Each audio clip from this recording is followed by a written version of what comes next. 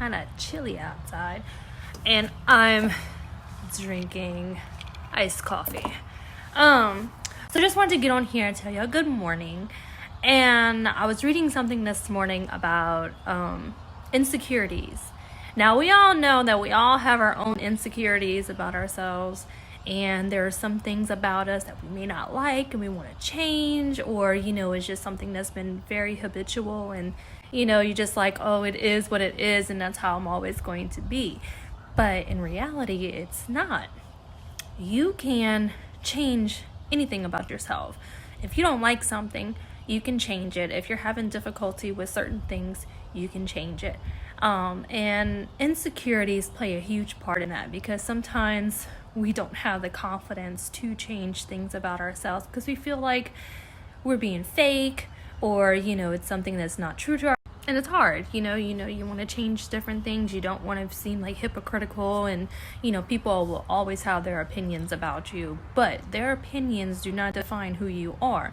Because thing is that when people show you true colors, it shows more about their insecurities about themselves than what it does about you.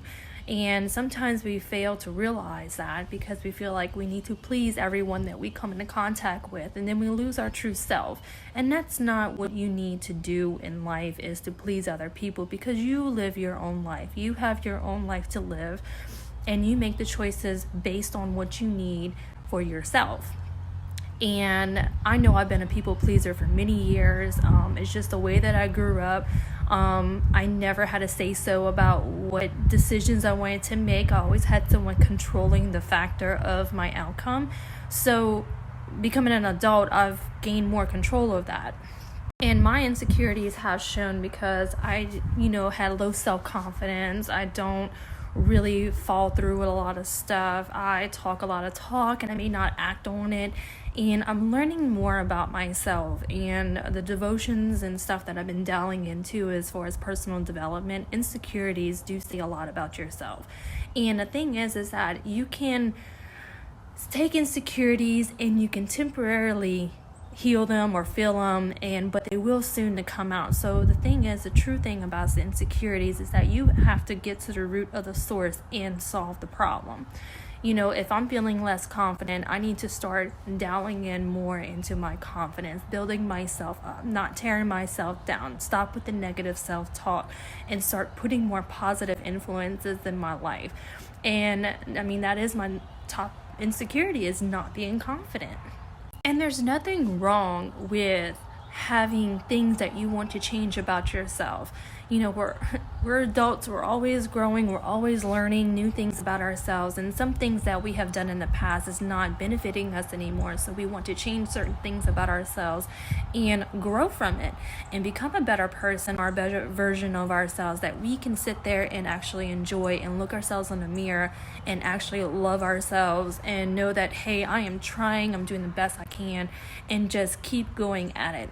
This is not going to be done overnight. This is a long process, and I'm actually peeling back certain layers of my life that I thought was myself, but I'm actually finding my true identity, because so many years I've been hiding my true self because I want to sit there and please people. I want to sit there and make other people happy while putting myself on the back burner and, dealing with my depression all alone while nobody can see. I remember 12 years ago when I, just finished high school, or even throughout high school in my early college years, I put up a front. I didn't want people to know exactly what I was dealing with, because I felt like I was a burden to others, and burdening my feelings on other people and making them uncomfortable, and, pleasing them and making sure that I'm at my utmost top, self, so that nobody had to worry about me. And it's like, when you fake it till you make it, you break down. And I know I dealt with that recently because I thought I had it all together. We do not have it all together. And I was filling myself with temporary things, and I was feeding myself with negativity and self-negative talk, and and telling myself that I can't do this, I'm not strong enough, I've been strong for so many years, I can break down, and I was just going on with it. And everybody has a breaking point, and my breaking point was recently. I was looking at myself and I'm just like, people are not bad. I've learned that people will do things to you and there's nothing we can do about it. We can't control people. We'll never be able to control people. But what they do to you has nothing to do with you as a person. People, like I said, with insecurities, and I know I've done it in the past and I've had people do it to me, when they have their own problems in their life and they're not doing anything to fix their problems, so they're just going to sit there and self-loathe about a lot of things, and they're gonna try to go to you and suck all the goodness out of you without trying to fix themselves. And I used to be that way, where I would make people feel guilty, and it served no purpose. I shouldn't do that to people. Just because I'm hurting on the inside doesn't mean I have to put that hurt towards someone else. With your insecurities, you have to actually dig deep and figure it out and heal yourself and start the healing process, because it doesn't do any good for you to lash out on people, be so angry and bitter and have all this against your heart, and when somebody does something different or you don't agree with, you lash out and you're like, oh my God, I can't believe she did this, or I can't believe he said this. And it's like, you have to take a step back and really define what's worth your energy, and really define where this anger and bitterness is coming from. Because if it's coming from your heart, you need to look inside your heart and see where it's coming from and heal it and get rid of it and get it out, because it's not going to do any good. It just gets you more and more in a hole, and then you try to cover it up, and it's going to come back out. And I know this has been a main problem of mine, is that I'm always worried about what people thought about me. I've always worried about, because, being mentally abused with words, and, figuring that, nothing's ever good enough. I'm not good enough for anybody. I would always have all these things dawning on me, because no matter what good went my way, I would always push it away. And push it away and push it away and push it away. And I never really figured out my problem. I just thought that, I went through this shit and there was nothing else I could do. But there's always something you can do. And just figuring out my true identity. People don't realize that, you're accustomed to the world. We're a creature of habit. So when you're around certain people that are nothing but negativity, and they complain and they do this and they do that, you're going to start doing the same thing, and you're going to start looking yourself negative ways. You're going to start complaining about small things all the time, every day. Now, I figured out that, it's nothing like I don't hate people, but the type of person I am, I'm an empath, and I've been reading about my personality, and it's like, I'm such an empath that I take, if you're feeling a certain way, I'm going to feel that way. So if you're feeling hurt and you're crying, I'm going to sit there and feel hurt and cry. And I have that connection with people. And I think that's why it got me into the medical field, because I feel people's pain. I feel people's energy. I feel what someone is going through. And I don't know why, but it's just something that I'm able to, relate to. And it does put me very vulnerable, because when people are feeling really down and they're negative about themselves, and it drains me, because I'm trying to fill them up with positivity and teach them how to look at the bright side about things, but I'm wasting, and I feel like I'm wasting all my energy with them, and I'm draining myself to help them, but they're not filling their cup up. So they just want people to feed into them, and with the same energy, and it's you're draining yourself, so you're hurting yourself in the end, and you don't get nothing back out of it. You got to go fill yourself up with something else. So sometimes when I was younger, and I would go out with friends, and I would drink and everything like that, I was filling myself up with alcohol, trying to fill a hole that I've been giving everybody else, and it wasn't working. It still doesn't work. I may drink every now and then, but I don't drink to the extent of where I want to forget my problems, because when I'm sober, I still have to deal with my problems. So I have to solve them.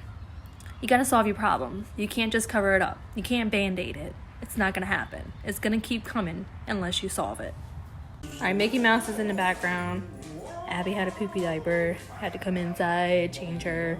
But yeah, back to what I was saying is that you really have to figure out why you act a certain way, why your behavior is the way it is.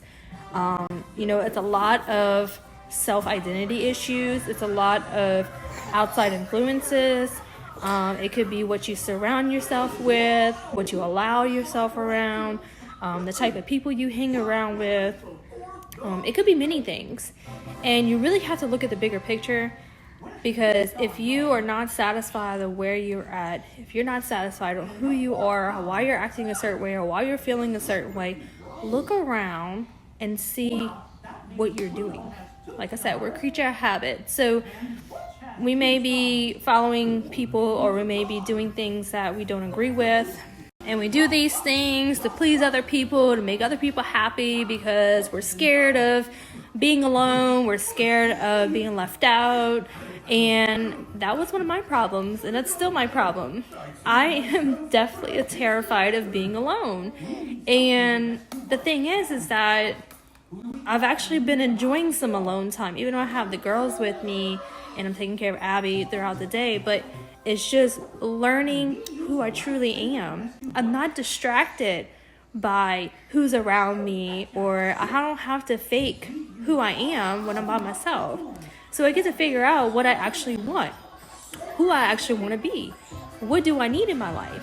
How do I want to feel? How can I fight this depression? How can I make myself a better person that I can like myself now? And I don't have anything to prove to anybody else but myself, because I'm in charge of my happiness. Nobody else is.